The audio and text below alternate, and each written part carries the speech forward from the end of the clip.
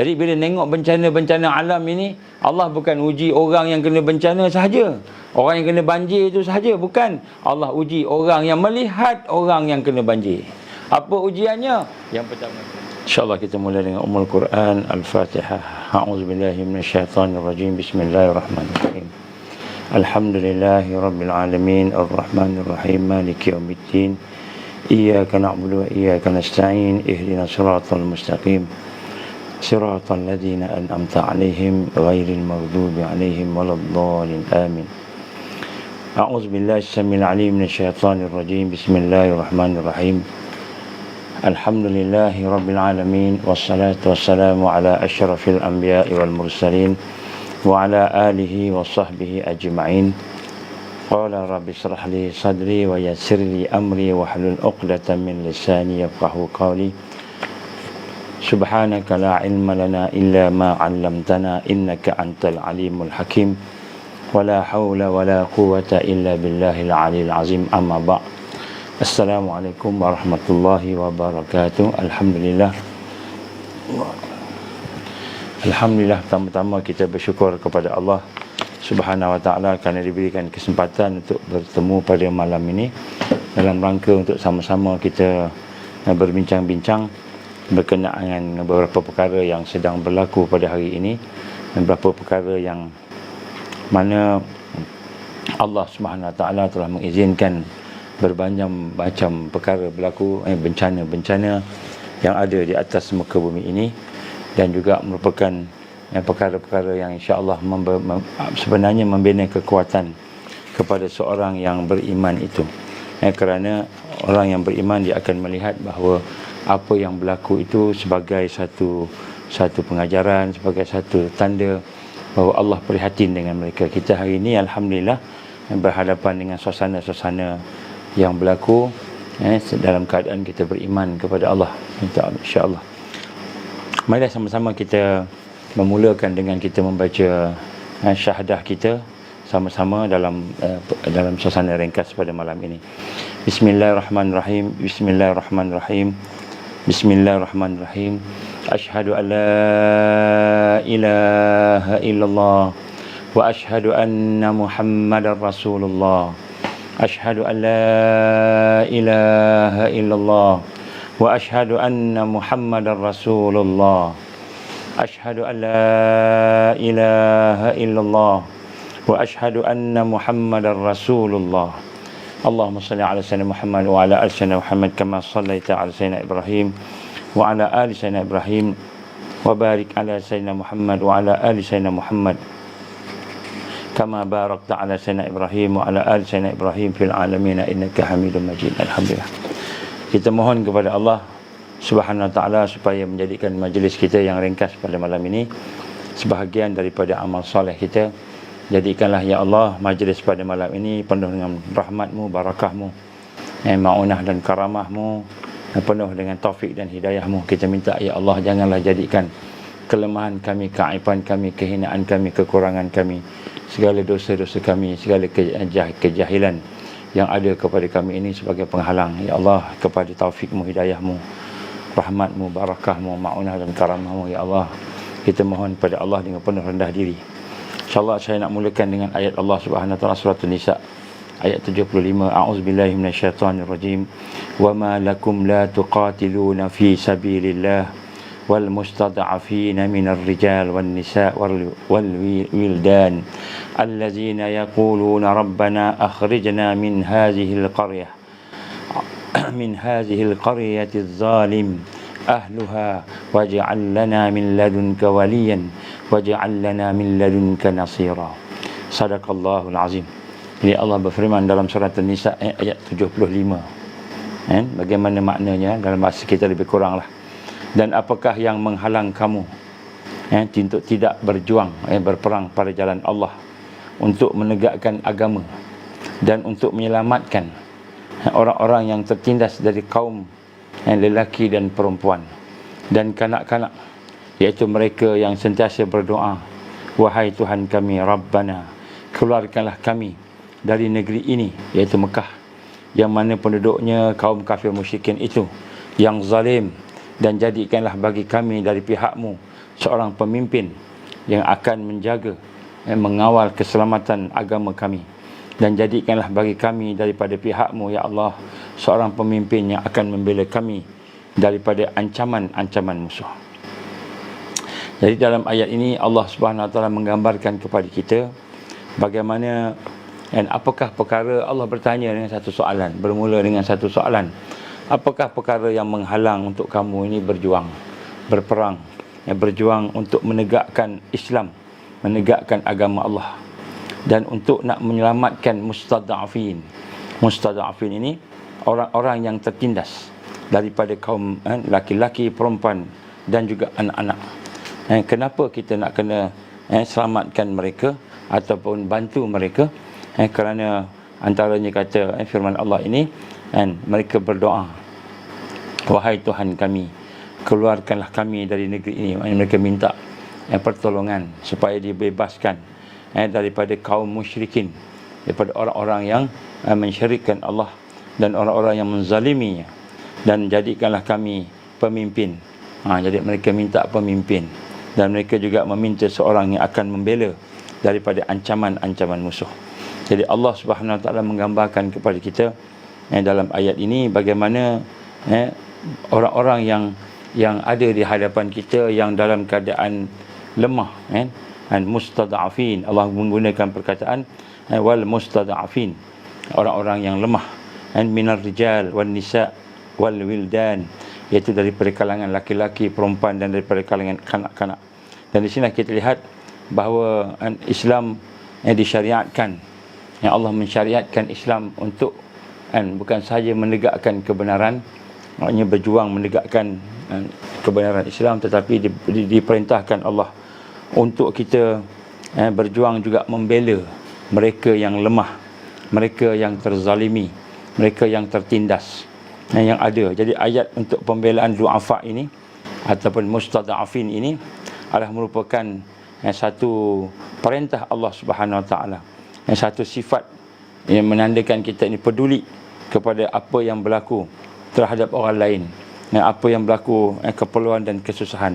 Jadi sebab itulah kita melihat bukan saja Allah mendatangkan banjir contohnya, bukan saja Allah mendatangkan tanah runtuh, bukan saja Allah mendatangkan kesusahan, mungkin masalah ekonomi, mungkin masalah kesihatan, mungkin masalah-masalah yang lain, tetapi sebenarnya Allah SWT menurunkan bencana-bencana itu supaya kita dapat membantu mereka yang mustada'afin, mereka yang lemah itu dari kalangan laki-laki dan wanita dan kanak-kanak, yang mana mereka itu dalam keadaan susah dan kita wajib membantu mereka. Ini adalah firman Allah, ini perintah Allah.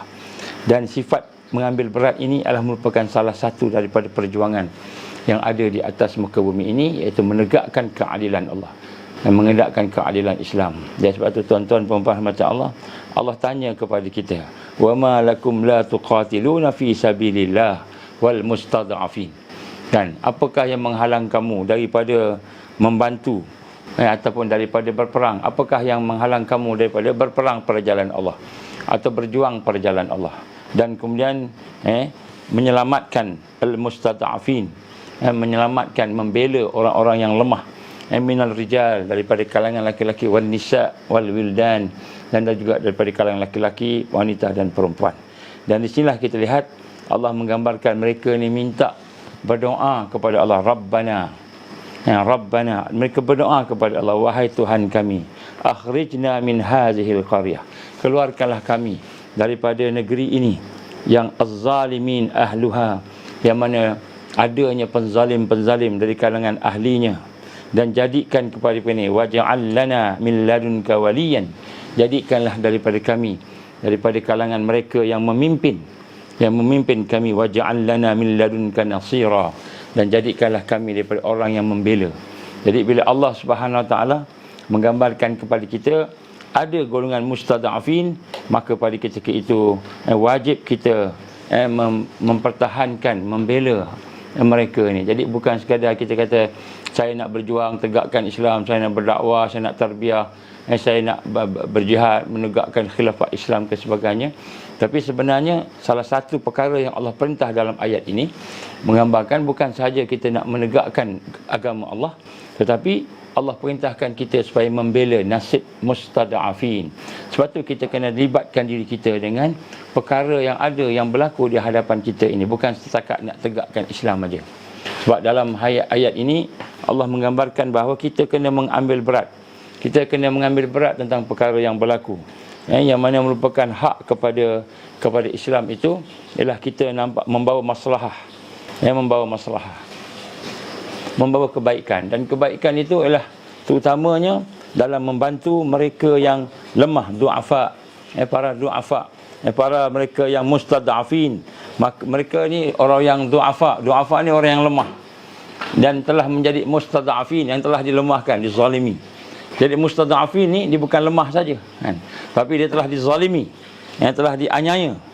Dan kehadiran Islam adalah untuk memberikan keadilan, memberikan kebaikan, membawa kebaikan kepada masyarakat dengan cara membela mereka, para du'afa dan mustada'afin, yang digambarkan dalam ayat tersebut.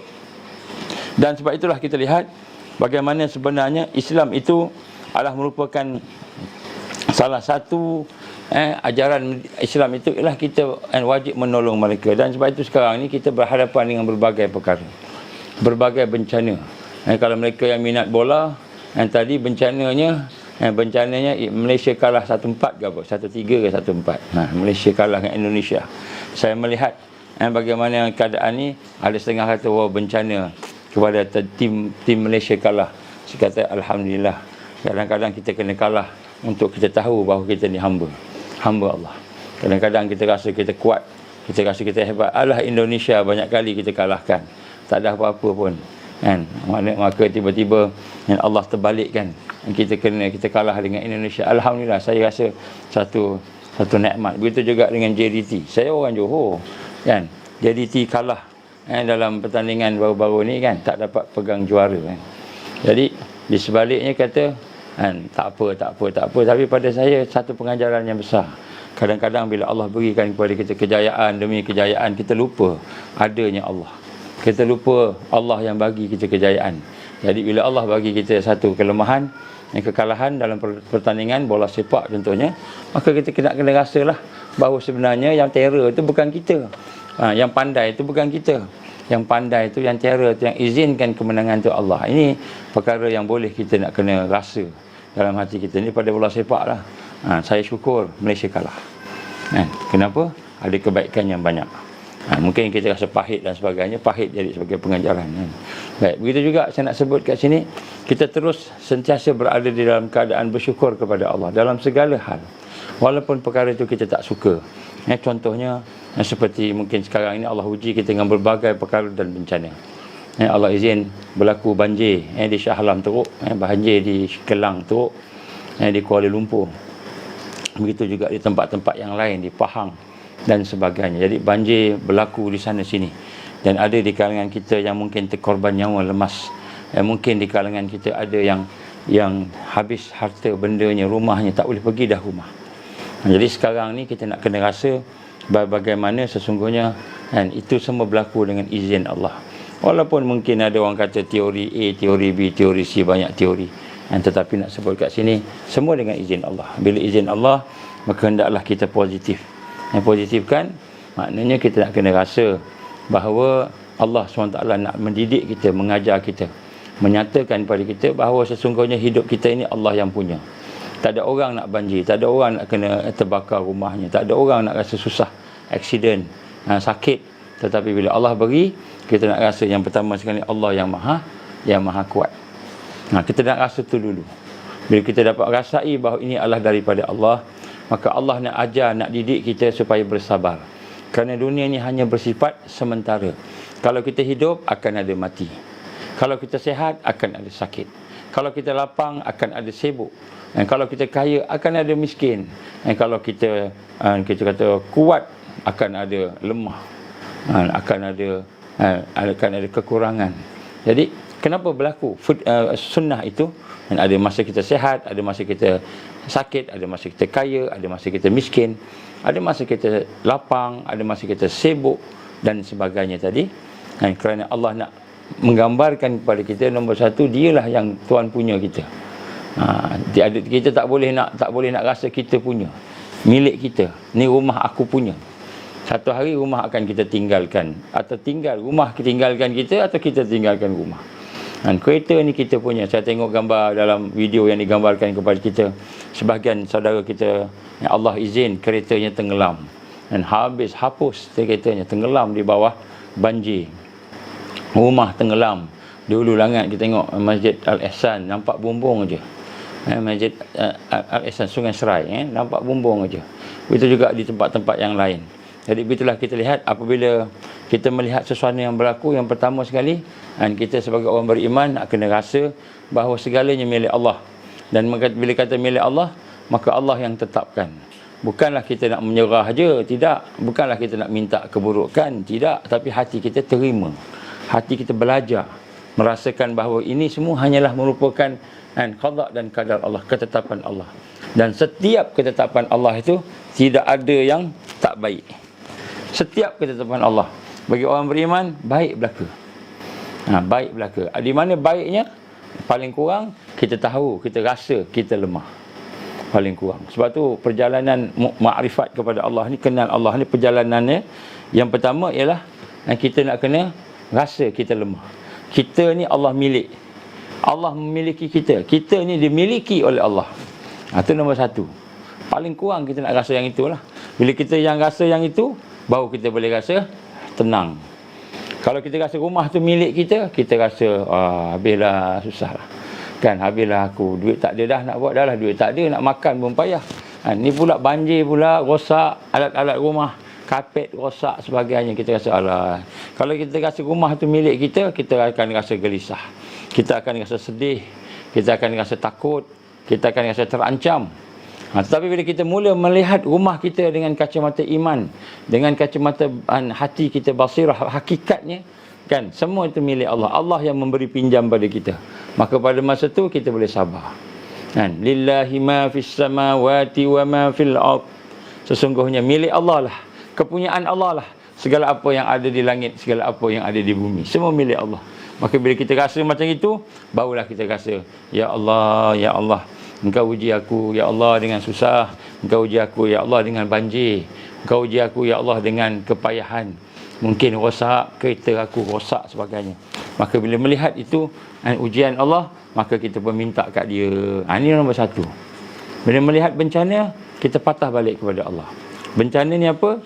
Bencana ni merupakan suatu perkara yang berlaku yang kita tak suka. Jadi Allah nak didik, nak ajar kita. Allah nak tunjukkan kekuasaan dia, sifat dia Al-Jalal, sehingga kita rasa semua itu daripada Allah. Maka kita pun rasa, hati kita rasa sabar. Ya Allah, berikanlah aku sabar. Sebab tu Nabi gambarkan apa? Siapa yang membaca doa, inna lillahi wa inna ilaihi raji'un, Allahumma ajirni fi musibah wa akhluf li khairan minha. Inna lillah, segalanya milik Allah, dan kepada Allah lah segalanya akan pergi, akan menuju kepadanya. Maka ya Allah, Allahumma ajirni fi musibah, ya Allah, ganjarkan aku dengan musibah ini. Itu doa dia. Ya Allah, ganjarkan aku dengan musibah ini. Kemudian apa dia kata? Wakhluf, gantikan ya aku dengan khairan minha, yang lebih baik daripadanya.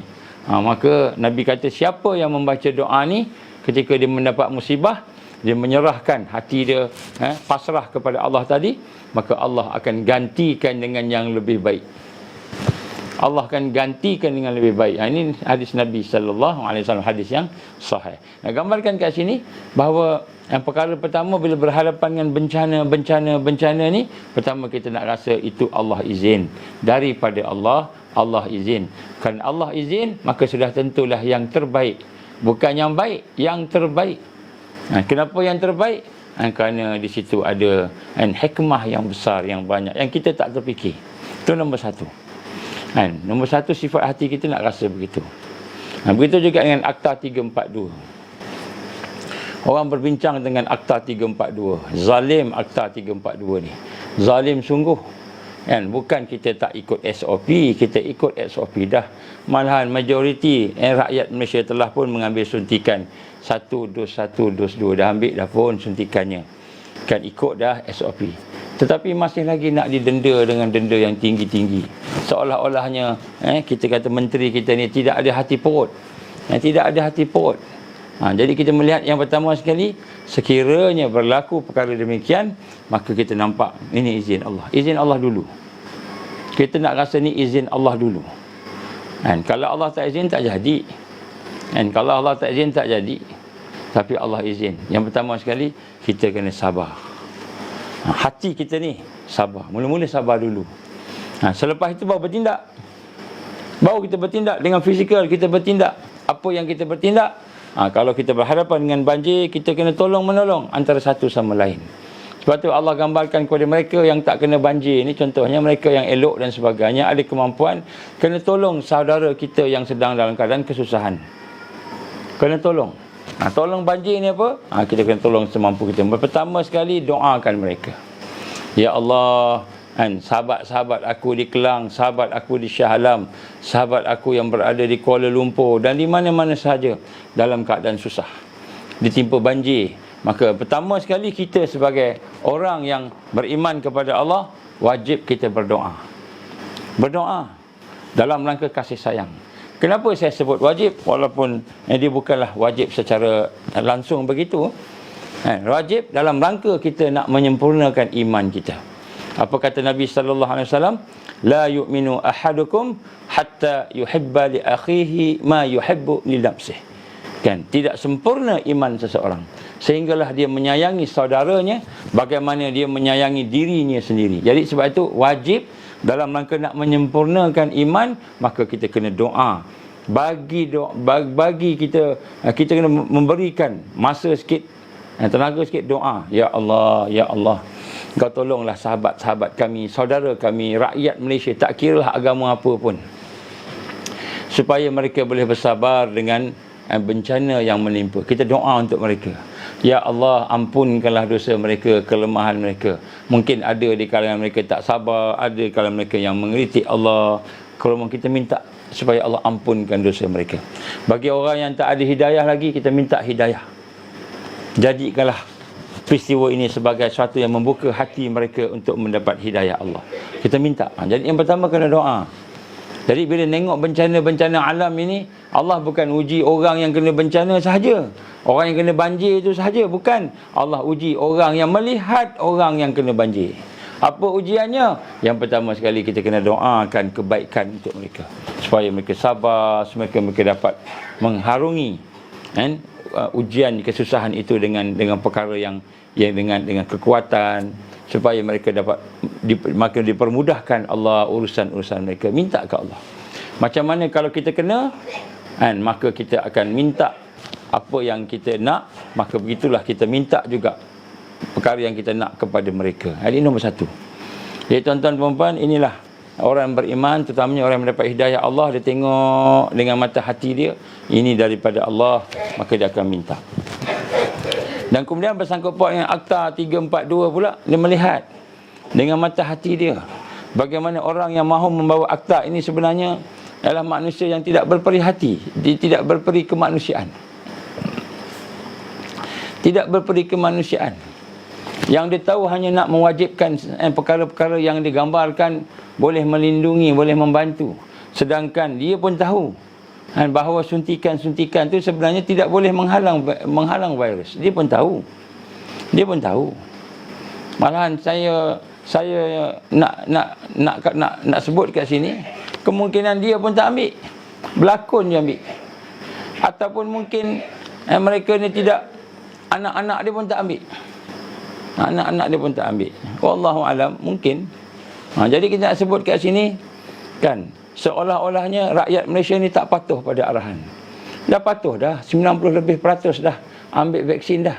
Dah ambil vaksin, dah ikut. Kalau dekat masjid tu sampai sekarang mereka sembahyang secara jarak sampai sekarang. Walaupun ada yang mengatakan tak boleh dan sebagainya. Sebab kat sini mereka taat. Malahan di luar sana pun sama juga. Malahan orang-orang yang tidak ambil suntikan lagi pun, ataupun tidak mahu ambil suntikan pun, jaga SOP juga. Tetapi kenapa dia nak juga dalam keadaan rakyat susah, dalam keadaan rakyat menderita, dia masih nak meninggikan, memberatkan hukuman-hukuman tadi. Nampak sangat dia tidak berprihatin tentang rakyat. Yang dia tahu hanya nak laksanakan supaya semua orang ambil apa yang dia buat apa yang dia suruh. Sebab dalam Islam hukuman ni bukan hanya sekadar kita bagi denda, penjara. Hukuman ni datang bersama education, datang bersama pendidikan. Dia bukan hanya sekadar kita bagi hukum sahaja. Dan sebab itulah untuk kita menyelamatkan mustada'afin, untuk kita membela golongan yang teraniaya, yang dizalimi ini, mustada'afin, maka wajib kita membantu mereka. Sama, ini juga merupakan satu yang kita tak suka, yang merupakan satu bencana yang Allah izin berlaku kepada kita. Yang pertama, kita nak kena hadapinya dengan hati yang tenang. Kenapa hati kita kena tenang berhadapan dengan 342 ni? Kerana yang pertama sekali, kalau berlakulah bukan sebab dia terror, dia pandai, bukan kerana parlimen lulus, dah Allah izin. Allah izin. Nombor satu, kita nak rasa itu Allah izin. Dan Allah kalau izin berlaku. Maka kita tidak bergantung harap pada dia. Dia nak buat jahat, dia boleh buat jahat. Dia nak luluskan, walaupun kita faham dalam perbentangan di peringkat kabinet, perbentangan di peringkat kementerian sebagainya, ada perbahasan yang hebat berkenaan 342 ni. Pengubahsuaian ataupun dia nak memperbaiki lagi lah kolok-oloknya 342 ni. Ada perbincangan yang hebat, ada ramai yang tak setuju. Tetapi kalau dia nak luluskan, dia luluskan. Tapi lulusnya itu biiznillah. Biiznillah, dengan izin Allah. Kalau Allah tak lulus, tak lulus. Allah tak izin lulus, tak lulus. Jangan sombong. Jangan sombong. Lepas tu orang yang beriman, dia melihat dengan kacamata iman. Ini susah, ini menyusahkan. Maka yang pertama sekali nak kena sabar. Hati kita kena sabar, tenang. Kenapa? Ini izin Allah. Kalau mereka nak buat, dia boleh buat. Dia boleh buat. Dia nak zalim, dia boleh zalim. Tapi Allah ada tak? Allah ada. Dan Allah Subhanahu Wa Taala boleh menghukum mereka. Allah boleh menghukum mereka. Kalau mereka berlaku zalim, mereka berlaku menganiaya orang, mereka melakukan perkara-perkara yang buruk, Allah akan menghukum mereka. Jangan bimbang. Jadi orang beriman dia senyum ya. Dia senyum, maknanya dia kata tak apalah, kau nak buat kau buatlah, tapi kau tahu kau zalim, Allah akan menghukum. Dan tuan-tuan puan-puan, mereka yang dizalimi ini doanya mustajab. Doanya mustajab. Sebab tu ada kawan-kawan kita yang kita tengok, kita kesian di kalangan kawan-kawan kita yang ambil suntikan. Kemudian mereka terkena kesan sampingan, AEFI. So mereka kena kesan-kesan sampingan. Daripada dos pertama, dos kedua dah ada kesan-kesan sampingan. Ada yang jantungnya sakit, yang sihat-sihat, tak ada apa-apa, tiba-tiba jantung sakit. Ada yang kawan-kawan matanya buta. Dan ada di kalangan kawan-kawan kita lumpuh satu badan. Ada yang kawan-kawan kita sampai peringkat kena kanser leukemia, kena kanser jantung hati. Dan ada di kalangan kita yang macam-macam lah. Jadi kita lihat sampai peringkat ada di kalangan rakyat Malaysia ni yang meninggal dunia. Malahan Menteri Kesihatan sendiri pernah menyatakan orang yang terkena kesan-kesan adverse effect ini, dia kata dalam parlimen 0.01%. 0.01%. Dia katalah, tuan-tuan, 0.01%, kalau 32 juta tak 3,200 orang yang mati dan sakit. Tidak cukupkah 3,200 orang tu? Ni saya guna perkataan ni sendiri, sebenarnya lebih lagi. Tidak cukupkah 3,200 orang tu untuk kita berhenti sekejap, tengok sekejap, betul ke yang kita buat ni? Betul ke yang kita buat ni? Adakah yang kita buat ni benda yang betul-betul untuk kemaslahan negara, maslahat rakyat, atau untuk big pharma, farmasi yang besar-besar yang mahu menjual vaksin dia? Kita kena tengok. SPRM kena tengok siasat. Sebab dia tidak maksum. Ada pemimpin yang maksum ke? Tidak ada pemimpin yang maksum. Apa contoh tak ada pemimpin yang maksum? Mereka buat kesalahan secara sengaja. Bila bertemu di kempen keluarga Malaysia yang bahagia, buat kempen di bukan PWTC, di KLCC, dalam keadaan bergaul, bercampur baur, dalam keadaan tidak ada SOP, kemudian dia ngaku salah, dia denda RM1,000 pada pihak penganjur. Pihak penganjur untung RM10,000 agaknya. Dia kena denda RM1,000. Jadi nak sebut kat sini bagaimana keadaan yang berlaku kepada pemimpin kita. Oh, terlupa. Oh, minta maaf. Kan, tapi rakyat seorang yang digambarkan telah menyalahi SOP dalam meniaga burger didenda RM8,000. Seorang kedai yang dikatakan menyalahi SOP didenda dalam dah sampai peringkat RM50,000. Kan? Jadi kita lihat bagaimana keadaan yang berlaku hari ini, nampak sangatlah perkara-perkara yang tidak cermat, tidak berfikir. Dan yang menghairankan kita, para muslimin, mukminin, para duat, begitu juga para asatizah ni, ustaz-ustaz kita ni, seolah-olah tak nampak dah. Seolah-olah macam kena sihir, tak boleh berfikir melihat apa yang berlaku. Para alim ulama kita, tak semua, tapi ada sebahagian mereka tutup diam aja mulut dia. Jadi syaitan bisu. Kan, ulama yang tidak mahu menegur perkara yang sepatutnya dia tegur, maka mereka seperti syaitan bisu. Seperti syaitan bisu. Kenapa syaitan? Kerana dalam hati dia ada kepentingan dunia yang dia takut. Sama ada takut hilang jawatan, takut mati, ataupun takut apa-apa sahaja, kan, tidak mahu menegakkan kebenaran Allah, dia senyap. Kerana kalau dia cakap, nanti rakyat akan bersama dia, maka jadilah dia syaitan bisu. Saya minta maaf tuan-tuan rahmat Allah SWT, perkara ini berlaku. Ya, sebab tu kita nak melihatkan keadaan sini bagi mereka yang merasakan bahawa Akta 342 ini adalah merupakan akta yang zalim. Maka doalah, nombor satu doa. Minta ke Allah Subhanahu Wa Taala supaya Allah menunjukkan sesuatu. Dan kerajaan Malaysia seolah-olah tak boleh berfikir. Kita bukan nak menentang kerajaan, nak kata kerajaan Malaysia tak betul, sebab mereka masih lagi boleh berbincang lagi, tak lulus lagi akta ni. Tapi nak sebut kat sini, kerajaan Malaysia seolah-olah kena sihir. Tangannya, kakinya seolah-olah diikat. Ada perkara-perkara lain yang kita lihat berlaku dalam kehidupan, kita kata kepimpinan negara kita. Dia fikir benda yang dia rasa dia nak, yang ikut dia punya suka hati dia je. Sedangkan masalah lain tak ada. Saya, tuan-tuan, kawan-kawan kita ramai dah yang dah ambil vaksin, ikut SOP, tetapi kena sakit, kena kesan-kesan adverse effect, tapi tak ada apa-apa. Tak ada apa-apa yang berlaku kepada mereka, pampasan ke, rawatan ke, dan sebagainya. Malahan sebahagian daripada kawan-kawan kita, laporan yang kita dapat, mereka sakit, mereka pergi hospital, doktor pun kata tak boleh nak buat apa-apa, sebab tak tahu penyakit apa. Dia tak cakap penyakit itu disebabkan oleh vaksin, tapi dia cakap tak tahu nak buat apa-apa, sebab tak tahu penyakit itu daripada mana.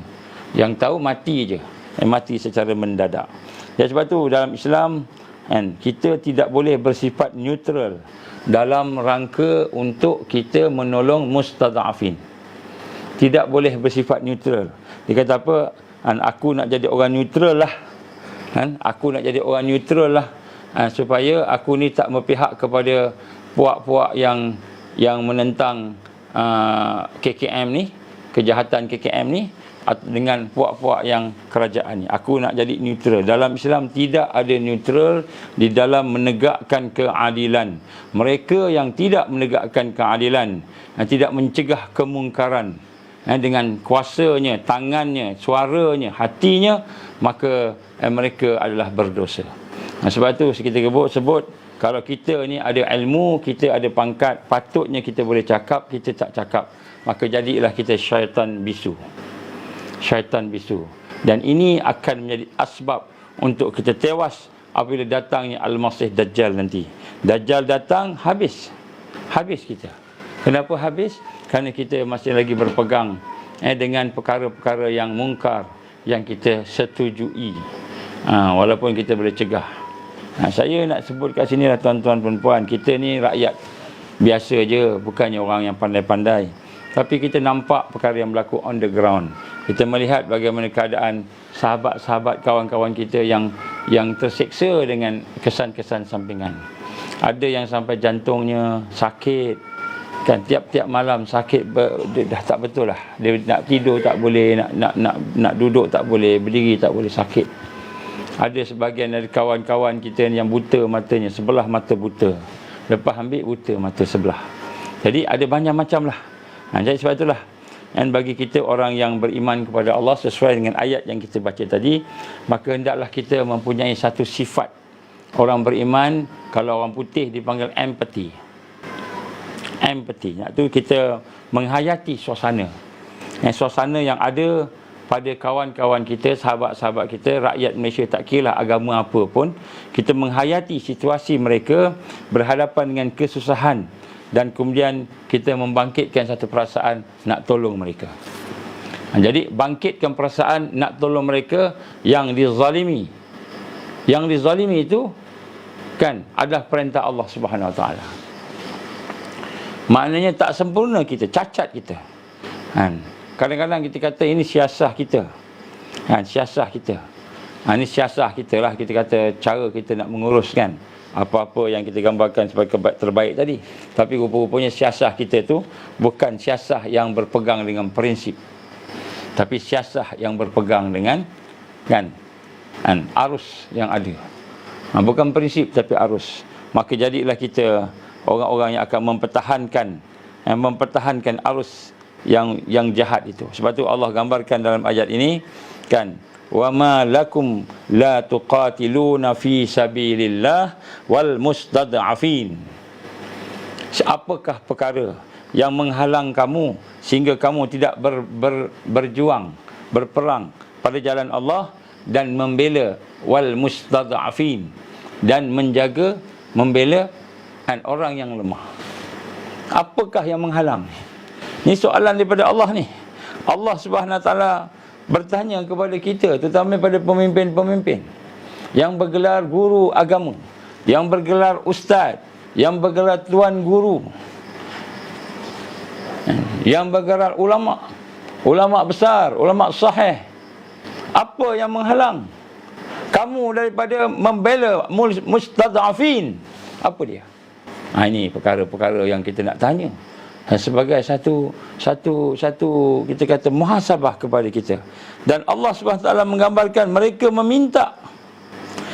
meminta kepada Allah Subhanahu Wa Taala pertolongan. Orang yang minta tolong ni, Rabbana akhrijna min hazihil qaryah. Zalimnya keadaan itu, susahnya keadaan itu sehingga mereka minta, ya Allah, keluarkan kami daripada daerah ni, keluarkan kami daripada keadaan ini, keluarkan kami daripada ketakutan ini. Dia minta kepada Allah, Rabbana akhrijna min hazihil qaryah. Dia minta pada Allah. Allah rakam dalam Quran orang yang mustad'afin, orang yang lemah ni, orang yang dalam keadaan dizalimi ni. Mereka berdoa, minta pada Allah, ya Allah, tolonglah ya Allah, anak aku kena kesan adverse effect. Matanya buta, hatinya sakit, jantungnya sakit. Sebahagian daripada mereka dapat kanser, leukemia. Sebahagian daripada mereka buta matanya. Sebahagian daripada mereka meninggal dunia. Rabbana akhrijna min hazihil qaryah az-zalimin ahluha. Dan selamatkan kami daripada, keluarkan kami daripada negeri ini, yang mana penduduknya itu, pemimpinnya itu, suasananya itu ialah az-zalim, orang-orang yang menzalimi. Tuan-tuan, perempuan, kita bayangkan golongan mustada'afin ini, kan, golongan mustada'afin ini mereka dizalimi dan mereka berdoa, dan Allah menyatakan doa mereka di malam hari, di siang hari, tiap-tiap hari sakit, minta ke Allah. Allah cerita ni kenapa? Supaya kita membela mereka. Membela mereka. Kita kena membela mereka. Membela mustada'afin ni bukan hukumnya sunat, wajib, ni perintah Allah Subhanahu Wa Ta'ala. Kerana Allah tanya, apakah yang menghalang kamu sehingga kamu tidak betul-betul berjuang, berperang, hanya mahu berpegang dengan siasah sahaja, tidak benar-benar membina, memegang kepada prinsip-prinsip perjuangan. Kan? Jadi ini digambarkan oleh Allah Subhanahu Wa Taala. Maka Allah gambarkan apa ayat seterusnya? Allazina amanu yuqatiluna fi sabilillah. Orang-orang beriman itu mereka berperang pada jalan Allah. Wallazina kafaru yuqatiluna fi sabilit taghut. Dan orang-orang yang kafir itu, yang musuh Islam, mereka berperang pada jalan taghut, jalan syaitan. Jalan syaitan. Faqatilu awliya asy-syaitan. Oleh sebab itu, perangilah kamu akan pengikut-pengikut syaitan itu. Inna kaidash syaitani kana dha'ifa. Kerana sesungguhnya tipu daya syaitan itu lemah. Jadi Allah sebut pada kita, orang rakyat kita ni, rakyat biasa ni, apa kata Allah SWT? Orang beriman, mereka berperang pada jalan Allah. Mereka bersama kebenaran, prinsip kebenaran. Mereka bersama kebenaran. Dan orang-orang kafir, orang yang tak mau kepada Allah tadi, nak pentingkan dunia sahaja, pejawatan sahaja, nak selamatkan kerajaan sahaja, nak selamatkan menterinya sahaja, maka mereka berperang pada jalan taghut. Mereka tak ikut prinsip. Oleh itu Allah perintah apa? Subhanallah, saya nak sebut kat sini tuan-tuan. Allah perintah apa? Faqatilu awliya asy-syaitan. Maka perangilah kamu akan orang-orang yang membantu syaitan. Orang-orang yang menjadikan syaitan itu sebagai pemimpin mereka, pengikut-pengikut syaitan. Maka Allah SWT perintah kita apa? Faqatilu. Maka perangi mereka. Maknanya kita di dalam nak tolong mustadafin, nak menolong orang-orang yang lemah ni, tidak ada neutral. Tidak boleh neutral. Sebab tu saya nak bercakap di sini kepada harakah Islam, Jamaah Islam, Pertubuhan Islam, Parti Islam, semua organisasi Islam. Allah perintahkan kita menjaga prinsip. Apa menjaga prinsip? Yang pertama, kena tegakkan Islam. Yang kedua, kena membela mustadafin, orang yang lemah. Dan membela orang yang lemah itu, kan, kalau kita ayat yang disebut kat sini, dia sama macam mana menegakkan kita kata tadi kebenaran Allah Subhanahu Wa Taala. Kita kena bantu. Jadi kalau berlaku pertembungan antara siasah kita dengan dua perkara ni, maka wajib kita hindari siasah tersebut. Dia dah tak jadi siasah matang dah, tak jadi siasah matang. Dia jadi siasah nak selamatkan taghut. Siasah nak selamatkan taghut, bukan siasah matang. Kerana siasah matang berpegang dengan prinsip. Dia bukan berpegang dengan arus. Apa arusnya? Nak jaga maslahah parti. Itu harus arus. Nak jaga supaya kita tak hilang jawatan kita, projek kita, tender kita. Itu arus. Itu penyakit aluhan. Jadi saya nak sebut kat sini, Allah perintahkan kita tegakkan Islam dan jaga mustadafin. Bukan hanya tegakkan Islam dah cukup. Kita ni pejuang Islam, kita ni memperjuangkan Islam, nak tegakkan Al-Quran, RUU, apa-apa semua sekali. Kita nak tegakkan semua sekali, nak tegakkan. Tapi orang lemah depan kita, mustadafin depan kita, yang dizalimi, yang disakiti, yang dibunuh, mereka dibiarkan. Siasah kita tidak berpegang dengan prinsip. Ini bukan saya sebut, ni Allah firman dalam suratul An-Nisa ini. Bagaimana kita perlu melihat semula diri kita. Sebab tu tuan-tuan, saya menyeru kepada saya, diri saya sendiri dan diri tuan-tuan sekalian, marilah sama-sama kita bersama-sama menyatukan saf kita semula. Menyatukan saf kita. Kita bersama-sama jangan ikut dah norma baru yang mereka brandkan sebagai kehidupan yang selamat. Sebab Allah gambarkan dalam Al-Quran, mereka ni berbohong. Musuh Islam ni berbohong. Kenapa kita ikut musuh Islam? Wa minan nasi man yaqulu amanna billah wa bil yaumil akhir wa ma hum bimumin. Mereka menyatakan bahawa kami ni beriman kepada Allah, beriman pada hari akhirat. Kami ni orang yang baik. Kami nak tolong kamu, nak jaga kesihatan kamu, nak jaga keselamatan kamu, nak jaga kebaikan kamu. Allah kata apa? Wa ma hum bimumin. Tapi sebenarnya mereka tak beriman pun. Kata aja, nampak aja. Sebab tu ada di kalangan di kalangan menteri kita yang kata, kalau orang nak tundur saya antichrist pun tak apa, saya sanggup terima saya antichrist. Sampai macam tu disebut. Nak menyatakan bahawa dia dajjal. Kalau ada orang nak panggil aku dajjal, tak apa, panggillah aku dajjal, tak apa, dia kata kita. Ada menteri sebut macam itu. Pun kita tak nampak lagi ke? Dia dah isytihar dah diri dia siapa? Dia pengikut dajjal. Wallazina kafaru yuqatiluna fi sabilit taghut. Dan orang-orang kafir itu mereka berperang pada jalan taghut, jalan syaitan. Jalan yang akan melampaui, mengalahkan al-haq, kebenaran. Maka Allah perintah apa pada mereka yang begini? Faqatilu awliya'us syaitan. Maka perangilah orang-orang yang menjadi pengikut, menjadi pemimpin, menjadi yang bersama-sama dengan perjuangan syaitan. Inna kaidah syaitan kana dha'ifa. Inna kaidah syaitan kana dha'ifa. Sesungguhnya perancangan mereka nampak macam nak jaga prinsip, nampak macam nak jaga nyawa, nampak macam nak jaga kebaikan. Rupanya perancangan mereka itu perancangan yang lemah. Jangan ikut, jangan terperangkap. Jangan terperangkap. Jangan terperangkap dengan penipuan mereka, dengan kata-kata baik mereka. Dibagi kita jawatan, dibagi kita gaji yang tinggi, gaji menteri, allowance menteri. Kita dah lupa dah perjuangan tu. Nampak kita guna pula ayat Quran, kita guna pula hadis nak menyokong apa yang kita buat. Walaupun kita tahu kalau kita duduk di sebelah pembangkang, kita tak kisah, kita lawan dah. Memang lawan dah. Tuan-tuan puan-puan rahmat Allah, berapa ramai kawan-kawan kita yang dah meninggal dunia, yang muda-muda, berapa ramai?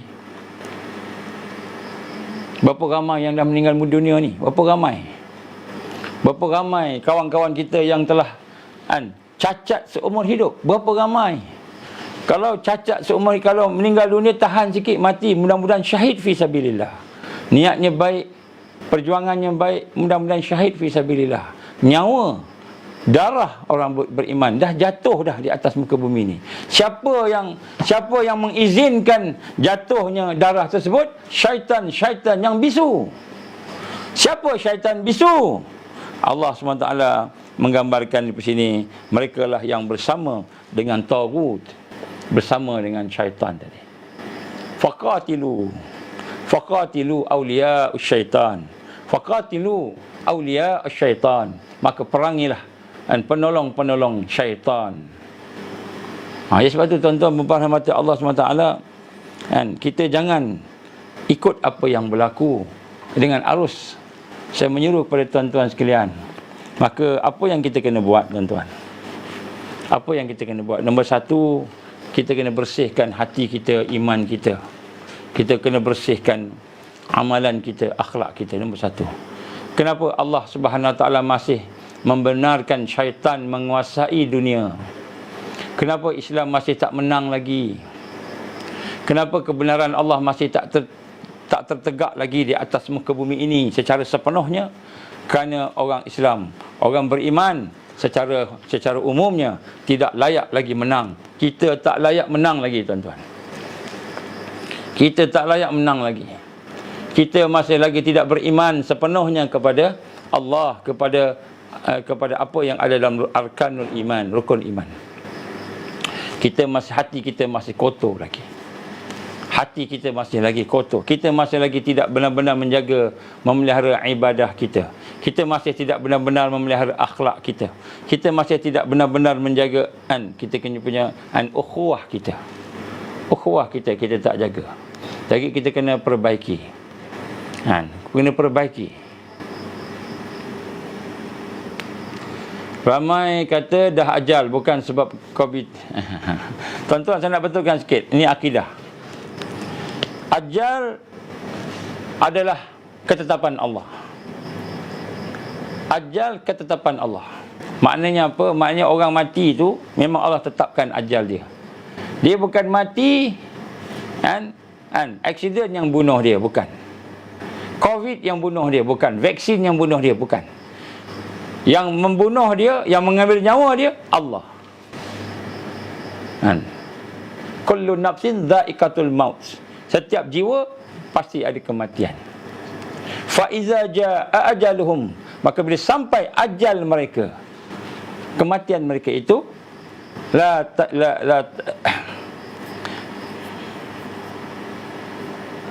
fa iza jaa ajaluhum la yastakhiruna sa'ah wa la yastaqdimun. Maka bila sampai ajal mereka tidak akan dilambatkan, takhirkan walaupun satu saat, ataupun tidak akan dicepatkan. Maksudnya ajal Allah ambil. Ajal ni ketetapan Allah. Itu adalah akidah hati kita. Maksudnya hati kita mesti wajib yakin macam itu, wajib rasa macam itu. Ni Ahlus Sunnah wal Jamaah. Ajal daripada Allah, hati kita rasa macam tu. Bukan kerana vaksin, bukan kerana COVID, bukan kerana aksiden, bukan kerana jantung, kerana Allah dah tetapkan mati kita mati. Maka yang ni kita kena yakin begitu. Tapi adakah bila kita yakin macam itu, kita biarkan diri kita, tak apalah, ambil suntikan, ambil lah suntikan, tak apa, ambil lah suntikan. Ambil suntikan tu zahir. Ambil suntikan tu zahir. Yang zahir wajib usaha maksima. Boleh tak kita makan racun? Mati ni Allah yang tetapkan ajal. Kalau saya makan racun tapi saya belum ajal, tak mati, boleh tak kita minum racun? Tak boleh. Kenapa tak boleh? Kerana Allah perintahkan kita jaga badan kita. Inna li badanika alaika haqqa. Pada tubuh badan kamu ada hak, kena jaga. Kalau kita tahu tu racun, itu bio weapon, itu chemical weapon, kita tak boleh ambil. Haram mengambilnya. Haram mengambilnya. Fizikal kita kena usaha. Jangan ambil racun. Jangan ambil perkara yang membahayakan badan. Fizikal. Hati, yakin akidah kita ni amal hati. Itu akidah. Sebab tu ada ustaz kata, kan, dia dah ajar, terimalah, dia memang ajar dia. Bukan racun, buat vaksin tu racun. Vaksin tu yang bunuh dia, ajal dah sampai. Betul, itu akidah, ajal dah sampai. Tapi kalau vaksin tu racun, bio weapon, chemical weapon, sekiranya, maka wajib tak kita ambil? Wajib kita tinggalkan. Wajib kita tinggal. Itu fizikal. Ni amalan syariat fizikal. Jadi kita kena faham lah. Serupalah kita kata nak kenyang. Nak kenyang. Boleh tak kita niat aja nak kenyang? Kita makan nak kenyang. Kenyang ni amal hati ke amal fizikal? Kenyang ni amal fizikal. Kena makan, kena minum, baru hilang haus. Kena makan, baru kenyang. Dengan izin Allah. Tapi boleh tak kita kata saya nak niat makan, nak niat kenyang? Boleh niat nak kenyang? Tak boleh, sebab dia amalan fizikal, bukan amalan hati. Amalan hati, yakin nyawa daripada Allah. Amalan fizikal, kita kena jaga fizikal kita. Jangan makan racun. Jaga fizikal kita. Jangan terdedah dengan COVID-19 contohnya. Kena jagalah. Jadi janganlah kita ikut ustaz-ustaz ni, bukan tak faham. Bukan tak faham apa. Dia dah hanyut, dah kena sihir lah. Tak nampak dah akidah yang dia belajar ni. Dia kata orang yang percaya vaksin boleh membunuh, itu rosak akidahnya. Betul, vaksin bukan membunuh. Bukan yang membunuh tu vaksin.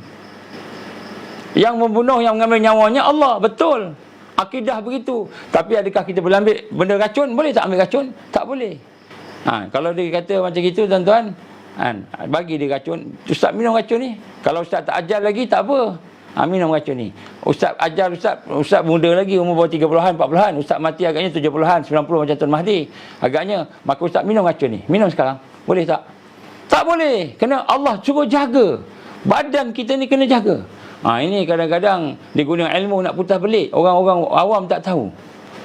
Jadi ingat kita dengan keyakinan, kita kena bezakan amalan hati. Apa amalan hati? Al-iman.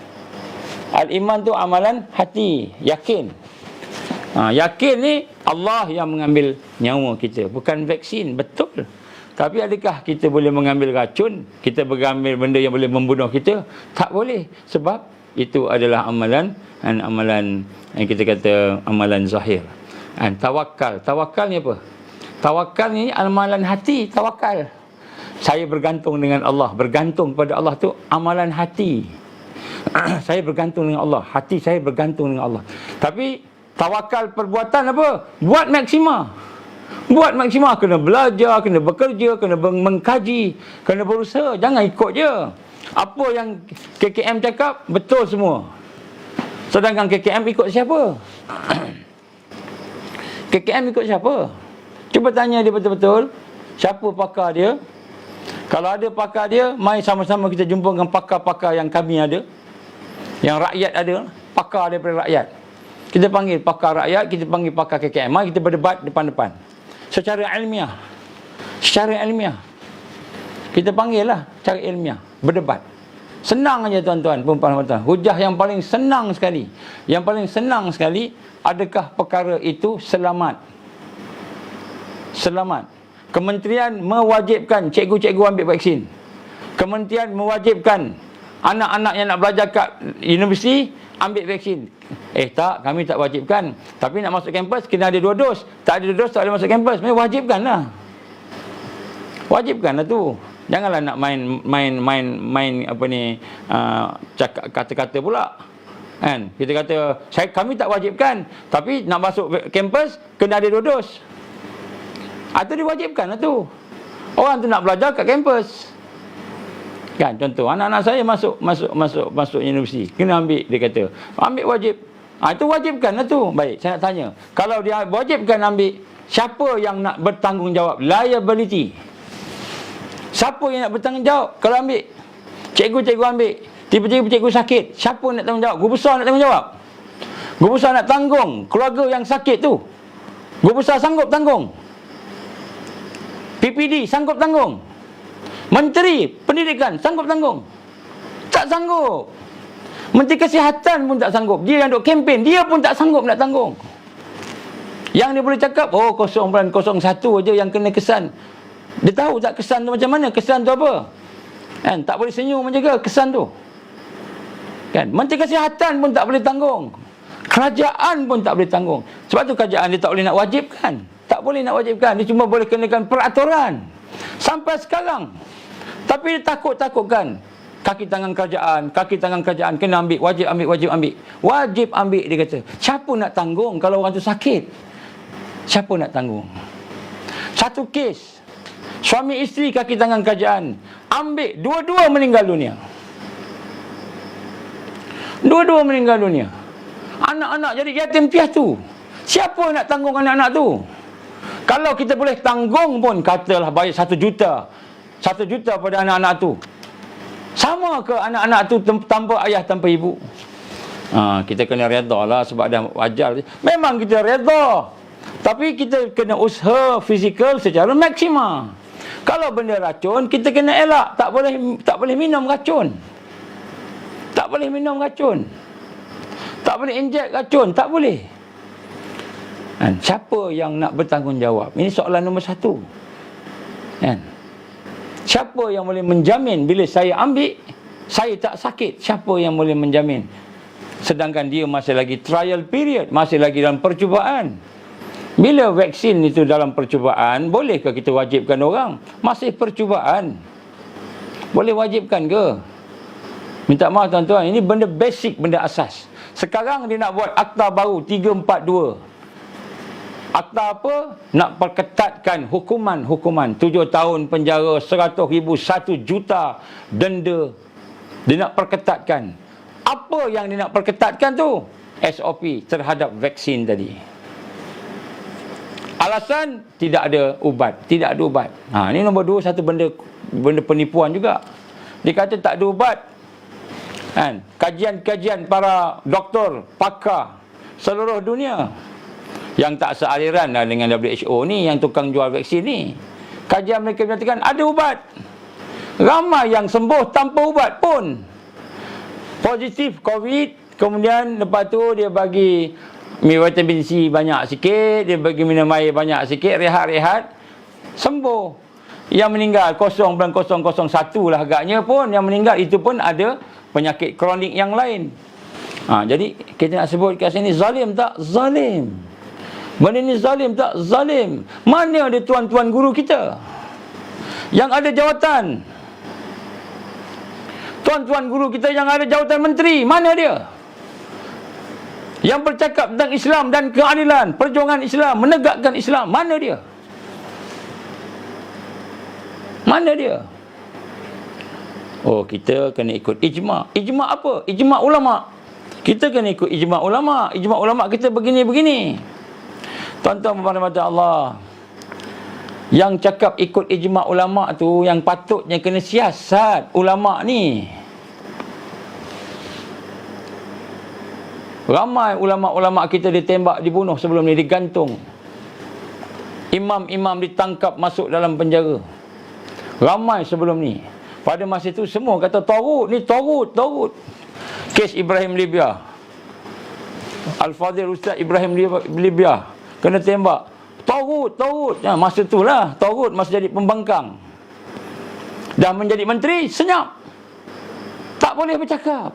Kenapa bercakap? Kalau bercakap jatuh kerajaan. Kerajaan jatuh.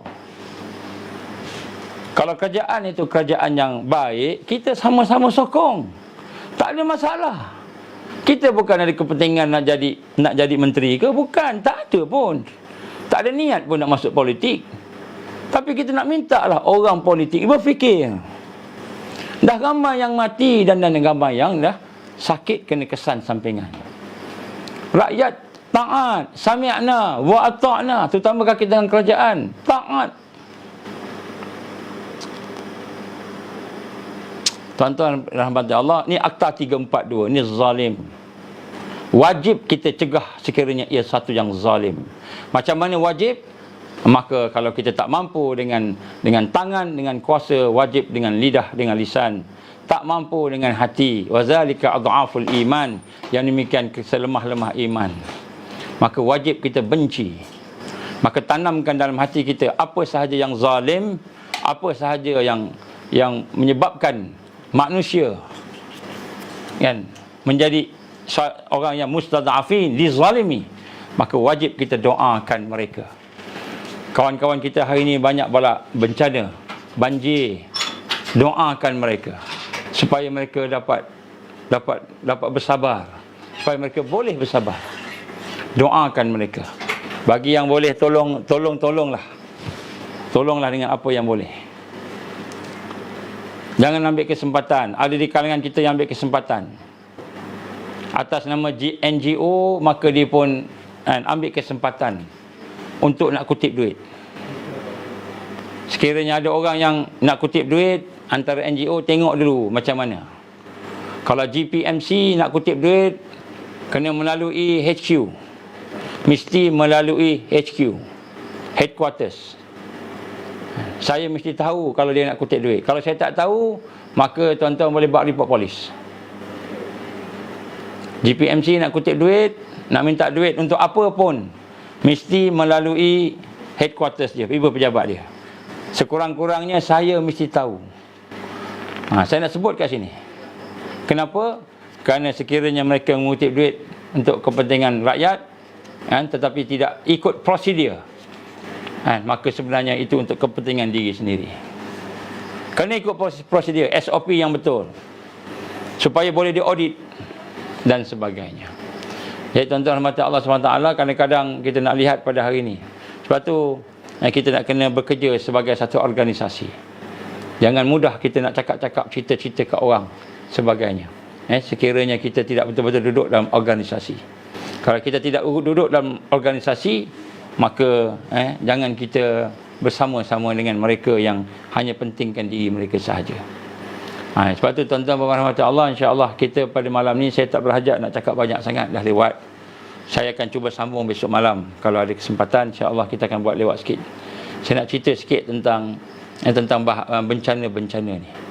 So bencana ni kita akan mula dampak banyak. Lepas ni bukan saja bencana alam, banjir, tempat yang tak pernah banjir, tempat yang tak pernah ada tanah runtuh, berlaku tanah runtuh. Mungkin akan ada bencana-bencana yang lain. Tuan-tuan, di akhir-akhir ini kita akan berdepan dengan ujian demi ujian demi ujian. Ada orang kata kafarah. Ada orang kata kafarah. Bolehlah. Bagi orang beriman itu kafarah dia. Kafarah ni apa? Maksudnya nak ampunkan dosa dia bagi orang beriman. Itu dari sudut hati dia rasa satu kafarah. Tapi pada masa yang sama Allah gambarkan sebagai ujian. Ujian. sebagai fitnah, ujian. Dan ujian ini adalah merupakan satu perkara yang bukan hanya nak membersihkan dosa kita, tetapi juga untuk memberikan pengajaran kepada kita, untuk mematangkan kita, untuk meningkatkan lagi iman kita, takwa kita. Jadi bukan hapus dosa je, dia bukan satu je. Jadi ada orang sebut ni semua ni salah. Salah kalau Shah Alam tu, orang Shah Alam banyak maksiat, dia kata begitu. Bukan hanya sebab maksiat. Ujian bukan turun bukan sebab maksiat sahaja. Zaharal fasad fil barri wal bahr bima kasabat aydin nas liyuziqahum ba'da allazi amilu la'allahum yarji'un. Kamu melihat kerosakan, bencana alam di daratan, di lautan, bima kasabat aydin nas, disebabkan tangan-tangan manusia. Dan tangan-tangan manusia ni, kejahatan mereka, kesusahan mereka yang mereka buat semua ni, liyuziqahum ba'dal ladzi amilu. Allah nak tunjukkan apa yang mereka buat sebelumnya supaya mereka kembali kepada Allah. Ini kafarah. Kafarah. Dan ada juga kafarahnya, ada juga bukan untuk kafarah, ada juga untuk kita memperbaiki diri kita. Wattaqu fitnah. Ini fitnah. Wattaqu fitnah la tusibanna allazina zalamu minkum khassah. Wa'lamu annahu asyadidul iqab. Innahu syadidul iqab. Takutlah kamu akan ujian, fitnah, yang tidak hanya akan menimpa pada kalangan orang yang zalim sahaja. Banyak orang baik pun kena. Jadi kalau orang zalim, dia kena, mungkin tangan-tangan dosa dia nak kafarah kat dia, kifarah dosa dia tu kan, kafarah. Kalau orang baik, apa pula sebabnya? Sebab Allah nak bagi pendidikan kat dia, pengajaran kat dia. Allah nak bagi keampunan pada dia, dan juga Allah nak bagi tingkatkan darjat dia, nak tingkatkan darjat dia. Jadi bukan orang baik saja, bukan orang jahat saja, orang zalim saja, tak, bila kena serentak semua kena. Orang yang tidak ada dosa, ataupun dosanya bukanlah layak untuk mendapat balak tu turun sebab dosa setengah-setengah orang je. Setengah orang lain tu bukan dosa dia, mungkin dia ada dosa kecil-kecil lah. Jadi itu untuk memperbaiki kan pemikiran dia, kematangan dia. Allah nak bagi satu pengalaman, Allah nak bagi satu peningkatan, Allah nak bagi satu pahala lagi yang banyak, supaya dia boleh supaya dia meningkat lagi darjat dia di sisi Allah. Mungkin bukan sebab dosa dia, tapi Allah bagi semua kena. Kalau Shah Alam tu semua kena. Yang pergi masjid, yang pergi disko, kena belaka. Yang jual susu, yang jual arak, kena belaka. Shah Alam tu ada kilang arak yang terbesar, ada juga kilang buat makanan-makanan halal yang banyak kan. Jadi yang buat arak pun kena, yang buat baik pun kena. Jadi dia bukan kafarah sahaja, dia juga untuk pembaikan, peningkatan orang yang baik jadi. Walaupun dia ada dosa, tapi dosa dia tak layak untuk dapat satu azab contohnya. Jadi sebab tu kita nak kena rasa. Jangan kita mengutuk satu-satu tempat sebab balak yang terima. Dan balak tu terima dia bukan sebab dosa sahaja. Walaupun dosa ni salah satu sebab besar. Bila maksiat tu, kata Nabi, melebihi daripada dakwah, maka Allah akan turunkan azab di tempat itu. Itu memang ada hadisnya, hadis sahih, betul. Tetapi bukan sebab dosa sahaja.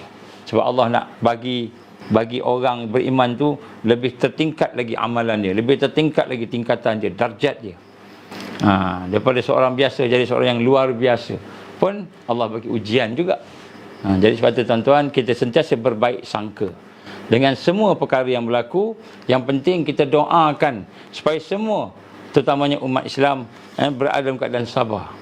Dan bila kita berada dalam keadaan sabar, maka selepas tu kita minta kepada Allah kepada kita kekuatan supaya kita boleh infak, kita bantu dia. Kita bantulah dia. Pergi ke mana, kita tahu jiran kita, kita kenal saudara kita dekat Shah Alam ke, kat Kelang ke, kat JB ke, kat mana-mana yang kena-kena tu, dekat KL ke, kan, tolong dia, bantu dia. Telefon saudara kita kat situ. Oh, rumah dia tenggelam ke, macam mana rumah habislah, rosak semua, barang-barang tak boleh diselamatkan, rosak contohlah kan. Kita pakat-pakat belilah barang-barang untuk dia yang kita kenal, tolong yang kita kenal. Tolong yang kita kenal. Kemudian lepas tu kita bantulah apa yang kita bantu. Mudah-mudahan Allah memberikan barakah kepada kita, insya-Allah. Jadi insya-Allah sekiranya jika ada apa-apa kebaikan, ambil sebagai panduan. Saya minta maaf Yang saya sebut tadi secara langsung cara tentang Akta 342 ni, wajib kita doa. Doa apa? Supaya Allah Taala membantu mustad'afin, supaya Allah Subhanahu Taala tidak akan membiarkan orang yang zalim terus menzalimi orang-orang yang daif ini. Siapa orang daif ni? Kita lah orang daif. Tak pandai buat apa-apa, tak boleh kat apa-apa. Yang boleh kita cuma doa je. Kita kena doa insya-Allah. Itu insya-Allah tuan-tuan puan-puan, saya tidak tegur siapa-siapa, tidak ada spesifik. Saya cuma cakap saja. Mudah-mudahan kita akan terbebas daripada fitnah-fitnah yang besar. Mudah-mudahan Allah ampunkan kelemahan kita. Allah ampunkan kelemahan kita insya-Allah.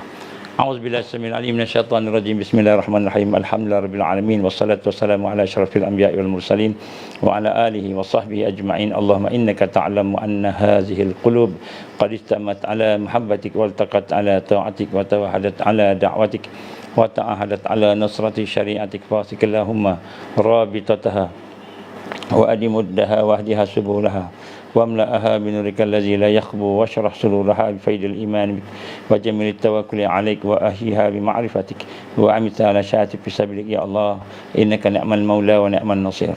Ya Allah, ampunikanlah dosa-dosa kami, ampunikanlah segala kelemahan kami, ampunikanlah segala kehinaan kami. Ya Allah, ampunikanlah segala kejahilan kami. Ya Allah, ampunikanlah segala rawasib jahiliyah kami, kemalasan kami, kelalaian kami. Ya Allah, Ya Rahman, Ya Rahim, berilah kekuatan kepada kami untuk mengislah diri kami, membina kekuatan hidup sebagai mukmin muslim, sebagai mukmin yang sadiq. Ya Allah, Ya Allah, Ya Rahman, Ya Rahim, bantulah saudara-saudara kami yang sekarang sedang ditimpa dengan bencana banjir dan juga kesusahan ekonomi, kesusahan yang lain. Ya Allah, bantulah mereka, berilah kesabaran kepada mereka. Berilah kekuatan untuk mereka redha dengan apa yang kau tetapkan, Ya Allah. Perbaikilah kehidupan mereka supaya mereka hidup dengan lebih baik, dengan lebih sihat, afiat, dengan lebih mempunyai kekuatan untuk sama-sama berjuang di atas jalan-Mu, Ya Allah. Ya Allah, jauhkanlah kami daripada perpecahan. Jauhkanlah kami daripada pergolakan sesama mukmin. Hidupkan hati-hati kami dengan iman dan ukhuwah yang mantap, Ya Allah, untuk bangkit di akhir zaman. Rabbana zalamna anfusana wa illam taghfir lana wa tarhamna lanakunanna minal khasirin. Rabbana la tuzigh qulubana ba'da idh hadaytana wa hab lana min ladunka rahmah innaka antal wahhab. Rabbana hab lana min azwajina wa dhurriyyatina qurrata a'yun waj'alna lil muttaqina imaman. Rabbana atmim lana nurana waghfir lana innaka ala kulli syai'in qadir. Rabbana atina fid dunya hasanah wa fil akhirati hasanah wa qina azaban nar. Rabbana taqabbal du'ana innaka antas samiul alim wa tub alaina ya Allah innaka antat tawwabur rahim. Wa sallallahu ala sayyidina Muhammad wa ala alihi wa sahbihi wa baraka wa sallam. Subhana rabbika rabbil izzati amma yasifun wassalamu ala mursalin walhamdulillahi rabbil alamin. Subhanakallahumma wa bihamdika asyhadu an la ilaha illa anta astaghfiruka wa atubu ilaik. Bismillahirrahmanirrahim. Wal 'asr. Innal insana lafi khusr illa alladhina amanu wa 'amilus solihat wa tawasaw bil haqqi wa tawasaw bis sabr. Wabillahi taufiq wal hidayah. Assalamualaikum warahmatullahi wabarakatuh.